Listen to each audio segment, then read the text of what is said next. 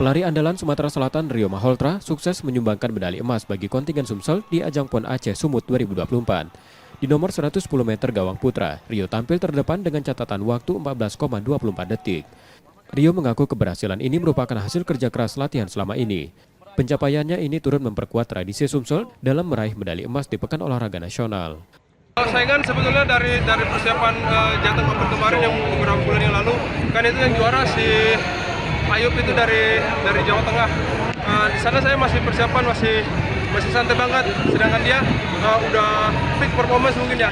Jadi pas di sini udah ketemu, dia harusnya naik malah turun tadi. Gitu. Kontingen atletik Sumsel masih memiliki peluang menambah koleksi medali emas dari final nomor 200 meter dan 400 meter putri. Nur Muhammad, Kompas TV, Palembang, Sumatera Selatan.